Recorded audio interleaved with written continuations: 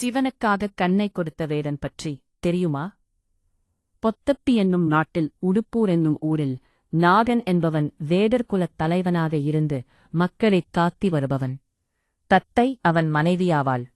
நீண்ட காலமாக பிள்ளை பேரில்லாமல் இருக்கவே முருகனை வேண்டி விழா எடுத்தனர். அவர்களின் வேண்டுதலை ஏற்றுக்கொண்ட முருகன் அருள் புரிந்தான். அவர்களுக்கு அழகான வலிமை மிக்க ஆண் குழந்தை பிறந்தது. நாகன் அக்குழந்தையைத் தன் கைகளால் தூக்கும்போது தின் என்று இருந்தமையால் தின்னன் என்று பெயரிட்டான். தின்னன் வளர்ந்து குல மரபிற்கேற்ப வில், அம்பு, ஈட்டி, வாழ் முதலான போர்ப் பயிற்சிகளைக் கற்று சிறப்படைந்தான். நாகன் முதுமை காரணமாக தன் பதவியினை தன் மகனாகிய தின்னனிடம் தந்து நாடாளும்படி பட்டம் சூட்டினான். இதனைக் கண்டு தேவராத்தியும் வந்து நல்லம் சிறக்க என வாழ்த்திச் சென்றாள். ஒருநாள் தின்னன் நாணன் காரன் ஆகிய நண்பர்காட் வேட்டையாடச் சென்றார். வேட்டைக்காக விரித்த வலைகளை அறுத்துக்கொண்டு ஒரு பன்றி மட்டும் ஓடியது. விடாது துரத்திச் சென்று புதருள் மறைந்த அந்த பன்றியை தின்னன் தம் குறுவாளால் வெட்டி வீழ்த்தினார். இதனைக் கண்ட நண்பர்கள் வியந்து தின்னனின் வலிமையைப் பாராட்டினார்கள். அருகே ஓடும் பொன்முதலி ஆற்றி வானாளாவே நிற்கும் காளத்தி மலையையும் கண்டு வியந்தார் தின்னன். இதனைக் கண்ணுற்ற நாணன், இம்மலையின் மீது குடுமித் தேவர் இருக்கிறார், அவரைக் கும்பிடலாம் வா என்றான். மலை ஏறும்போது தின்னனுக்கு மட்டும் புதுவிதமான இன்பமும் உணர்வும் ஏற்பட்டன. குடுமித் தேவருக்கு சிவ கோசரியார் என்பவர் ஆகம விதிமுறைப்படி பூசை செய்வதனை நாணன் மூலம் அறிந்தார். மலை ஏறிய தின்னன் குடுமித் தேவரைக் கண்டவுடன் அவரை வணங்கியும் கட்டித் தழுவியும் ஆடினார், பாடினார். நம்பன் காடன் ஆற்றங்கரையில் தீயில் இட்டுப் பக்குவப்படுத்திய இறைச்சியை தன்னுடைய ஒரு கையில் எடுத்துக்கொண்டார்.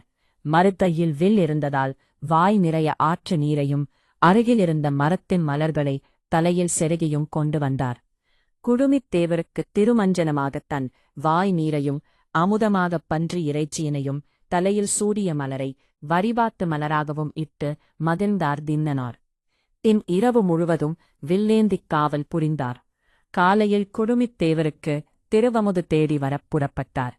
வழக்கம் போல பூசை புரிய வந்த சிவகோசரியார் இறைவன் மீதிருந்த இறைச்சி முதலானவற்றை கண்டு வருந்தினார், புலம்பினார்.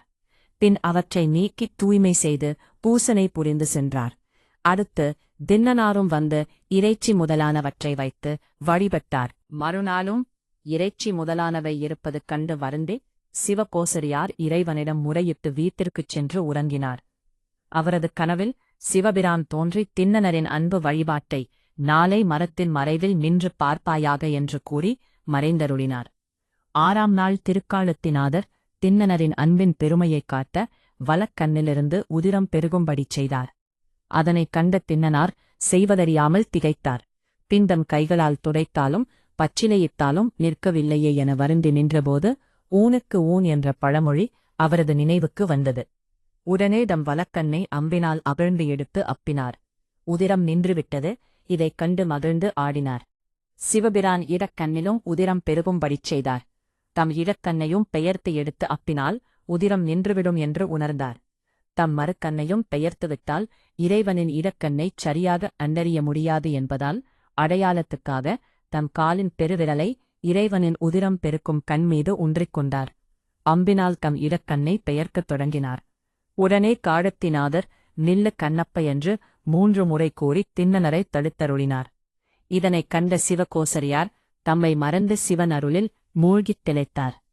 அன்று முதல் இறைவனுக்கே தம் கண்ணைப் பிடுங்கி அப்பியதால் தின்னனார் கண்ணப்பர் என்று அழைக்கப்பட்டார்.